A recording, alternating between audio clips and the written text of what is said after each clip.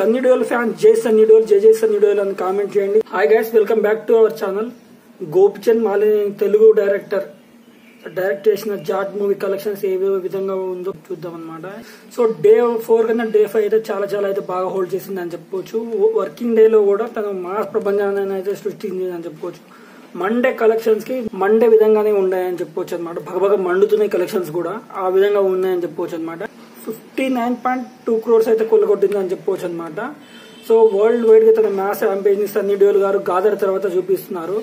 ఒక రేంజ్ లో తను తన ప్రపంచాన్ని చూపిస్తూ నేను కూడా ఈయన్నే ఉన్నా, చాలా సంవత్సరాల తర్వాత నేను ఫామ్ లో వచ్చినా ఇక్కడనే ఉన్నా, నన్ను ఎవరు ధీటుగా అంటే ఢీ కొడతారో రండి అని చెప్పేసి తన బాలీవుడ్ ప్రపంచాన్ని కావచ్చు, మన తెలుగు కావచ్చు, మన ఇండియన్ కావచ్చు, ఎవరినైనా నాతో పోటీకి రండి అని చెప్పేసి సీనియర్ హీరోల్లో తను ఒక సవాల్ అయితే విసిరారని చెప్పుకోవచ్చు అనమాట. ఆ విధంగా అయితే కలెక్షన్లు ఉన్నాయి.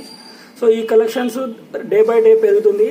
సో బుక్ మై షోలో కూడా తన రేటింగ్స్ అయితే ఆ మూవీకి రేటింగ్స్ అయితే చాలా బాగానే ఉన్నాయి. అందుకే ఈ కలెక్షన్స్ అయితే వస్తుందని నేను ప్రగాఢంగా నమ్ముతున్నాను అనమాట. మీరు ఏమనుకుంటున్నారో కామెంట్ చేయండి.